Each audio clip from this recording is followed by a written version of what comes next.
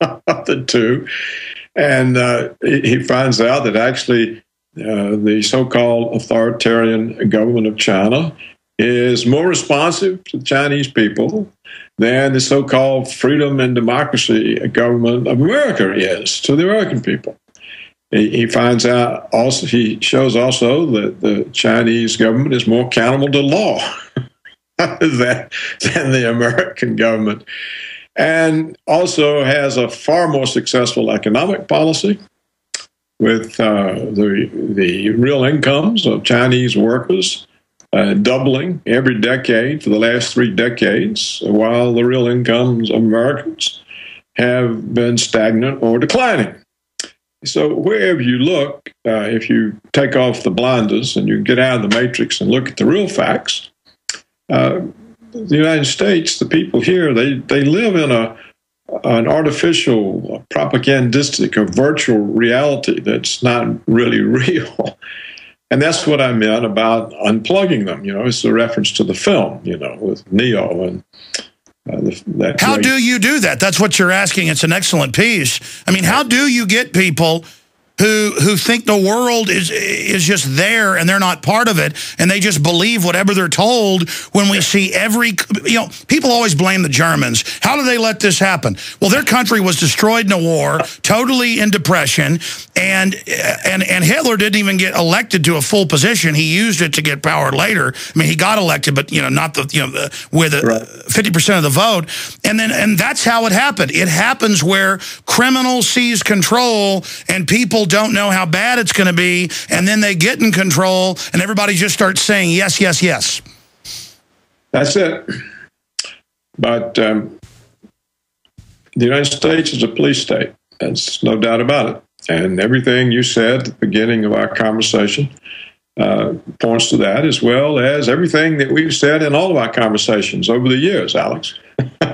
you may remember the executive orders or the national security directives or whatever they were called of the Bush regime, about how they could take over the government and ignore the Congress. You remember how we used to discuss that?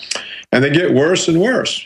The one Obama issued is even worse, apparently, than the one Bush issued. And, nobody blinks. And they cart off 6-year-old girls to jail and handcuffs because they have temper tantrums and charge them with felonies.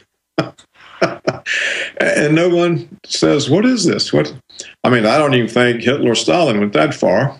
Well, that's right, Doc. And I have another question for you. Then I want to get into the economy. And you also sent us an article about Fukushima. I want to get your take on that. But taking folks to the Drudge Report right now, we have the top right-hand link. Climate alarmist calls for burning down skeptics' homes. And they're always talking like this, but this is a big senior writer at Forbes saying burn down our houses, find out who we are, and then burn down our houses. And I see Al Gore saying they want an environmental spring here so they can get their carbon tax. And then separately, they have CISPA and SOPA, and they admit they want to start censoring people and shutting down websites without due process. I mean, Doc, I think we're getting to the point where they might actually shut us down. That's right. I think you're right. I mean, why shouldn't they? What's to stop them? Look, we've already reached the point where the Department of Homeland Security a couple of years ago said they were no longer mainly focused on terrorism. They were now focused on domestic extremists. And we had the episode where they went into the homes of the war protesters, the activists, and took the computers, and they're trying to make a case against them before grand juries that criticizing the war is the same as giving aid and comfort to the terrorists. Amazing. That's what they're trying to do. Wow. You see what they've done to Julian Assange and to Bradley Manning, to all the whistleblowers who are supposed to be protected by law, but aren't because the government doesn't pay attention to the law. That's a bombshell point you just made, hiding in plain view. They are grabbing peaceful anti-war activists. And I saw this under Bush, where they tried a case out in California, and I saw the Deputy Attorney General It was under a Democrat. His name was Calhoun. He was in the newspaper. I'll still remember because I read it on air over and over again. It was like in 2004, and it was in the Oakland newspaper. He said, protesting the war age terrorists because the war is against terror, and so you need to be arrested, and now they're actually trying it. I mean, that is so un-American, so anti-freedom that you can't be against war and that they're going to arrest you. That's the total proof right there. That's right, and it's not even a short step to the point that if you criticize the government, you are against us, not with us. Remember how Bush phrased it, you're with us or you're against us. Well, if you criticize them on any grounds, then you're against them. And so you can be picked up or shut up or whatever they want to do. The most amazing thing to me was when the Obama official announced, proud to Obama himself, that they had a list of American citizens that they were going to assassinate without due process. And nobody said anything. There was no uproar. Congress didn't say, what do you mean? They didn't call hearings. The law schools didn't explode in anger. The federal courts didn't. The bar associations didn't. A few isolated individuals said something about it. I said something. Glenn Greenwald said something. Probably Harvey Silverglade, a few others. But most people it was water off the duck's back there. This is what I say. They're all plugged in. They're all in the matrix. And at the end of my article, I quote from the film where it's being explained to Neo that the people they're actually trying to save, whose minds they're trying to save by unplugging them, will actually fight them to the death to stay plugged in. And that's, you have a large following, but the vast majority of the people, they don't want to be unplugged. And so this helps the government. This is why the government can continue. It's very easy to steal people's liberties and freedoms and rights when they're in the matrix because they like it. Well, but that's my next question, but I want to read the quote that you just mentioned. Why does the establishment want to go to this police state? What are they getting ready for? But let me read the quote you're talking about. The Matrix is a system, Neo. That system is our enemy. But when you're inside, you look around, what do you see? Businessmen, teachers, lawyers, carpenters, the very minds of the people we're trying to save. But until we do, these people are still part of that system, and that makes them our enemy. Yeah, they're like drowning people. They try to take you under. You have to understand most of these people are not ready to be unplugged, and many of them are so injured, so hopelessly dependent on the system that they will fight to protect it. Most of the people I know personally are not willing to be unplugged. I assume my readers are, so seize the opportunity to be further unplugged and read Ron Unez's comparison of America and China. Well, look at China now says they're going to use the model of the NDAA to create their own NDAA. The communist Chinese now get aid and succor for their police state from America. We're now the model of evil. I'm afraid that's true. But I think we're more of a police state than China, and the government here is less accountable than in China. And when Ron Utz compares the case of the Chinese infant formula that was diluted or mixed with something to make it go further, that introduced illness and death, killed about 300 babies. But all heads rolled in China, and some people were even executed. But when Merck's drug caused 500,000 heart attacks, nothing's happened. By the way, Paul Watson, who writes for Prisonplanet.com, his wife is Chinese, so he goes there like 2 or 3 times a year now.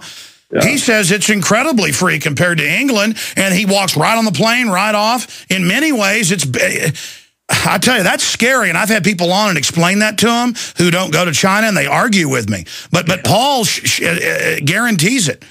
Yeah, well, I was there in 2006, and there's no sign of a police state.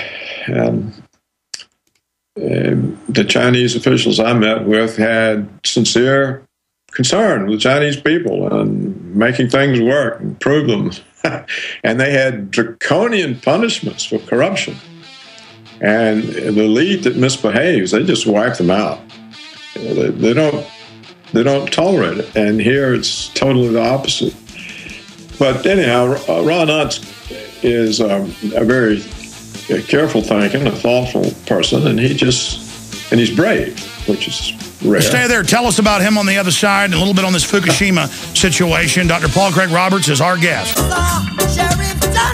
Dr. Roberts, you were getting to the point of this researcher, author. You were saying a very careful guy, but also brave in your words. Finish up with that, and then I want to ask you the question.